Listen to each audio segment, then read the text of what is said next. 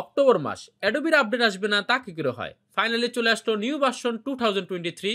এবারও থাকছে নতুন কিছু ফিচার। আজ কথা বলবো শুধু ফটোশপ নিয়ে, ফিরছি ইন্টোর পর। ও ডাউনলোড করার ওয়ে থাকছে।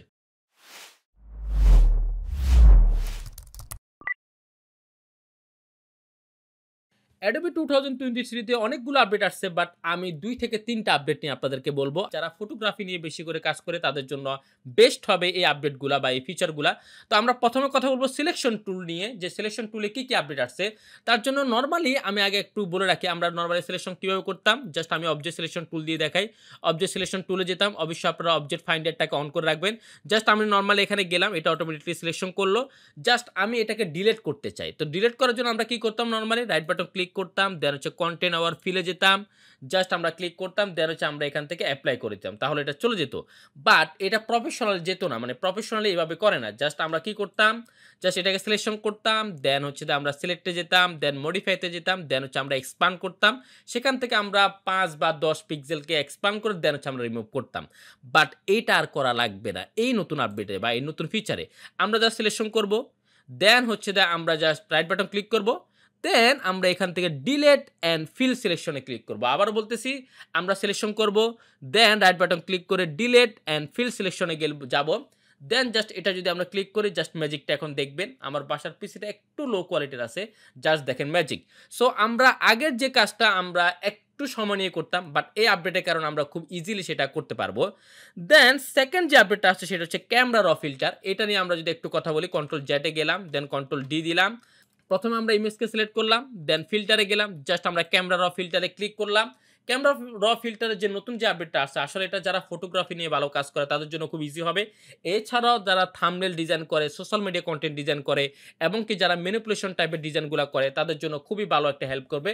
সেটা হচ্ছে আমরা এখানে মাস্কিং করার একটা সুযোগ পাচ্ছি। জাস্ট আমরা এখানে যাব, মাস্কিংয়ে যাব, দেন জাস্ট আমি প্রথমে সিলেক্ট অবজেক্টে যাব। এখানে আরও একটা আপডেট আসছে, জাস্ট আমার এখানে এটা হাইড করা আছে।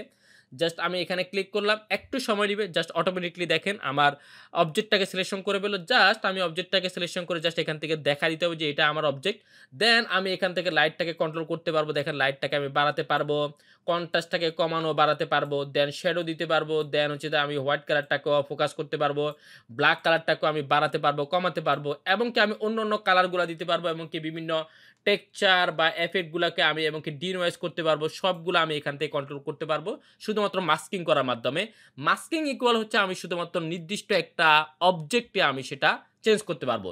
জাস্ট আমরা গেলাম, দেন ফিল্টারে গেলাম, দেন হচ্ছে ক্যামেরা র ফিল্টারে গেলাম।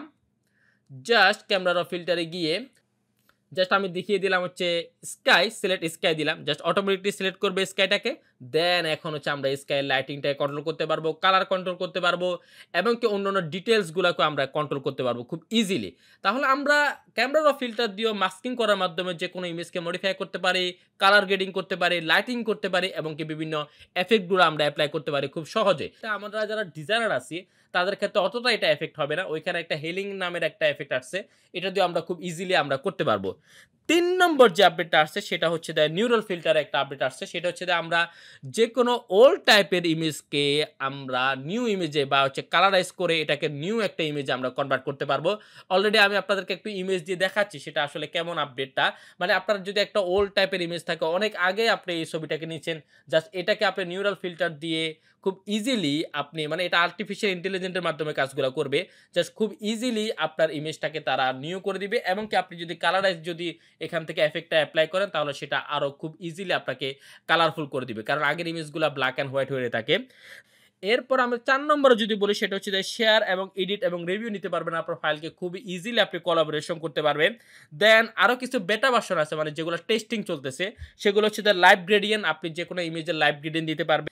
দেন আপনি আরেকটা হচ্ছে লাইভ গাউসিয়ান ব্লার, অনেকে আবার গৌসিয়ান ব্লারও বলে, জাস্ট এটাকেও আপনি মডিফাই করতে পারবেন, এডিট করতে পারবেন। এবং কি আরও একটা আপডেট আসছে সেটা হচ্ছে ব্যাকড্রপ নিউরাল ফিল্টার।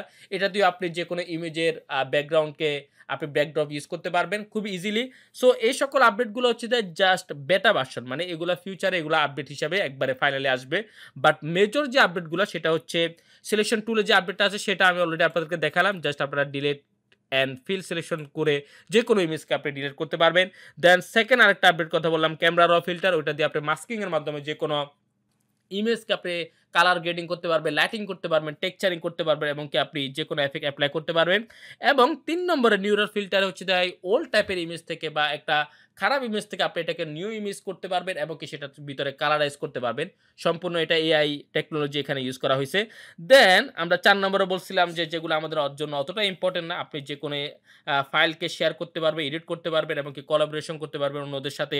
এবং ৫ নম্বরেও সেম আপনি যেকোনো রিভিউ নিতে পারবেন আপনার ফাইলকে এবং যেগুলো বেটার ছিল সেগুলো হচ্ছে লাইভ গ্রেডিয়েন্ট, লাইভ গৌসিয়ান ব্লার বা গাউসিয়ান ব্লার এবং কি ব্যাকড্রপ নিউরাল ফিল্টার এই সকল আপডেটগুলো আসছে।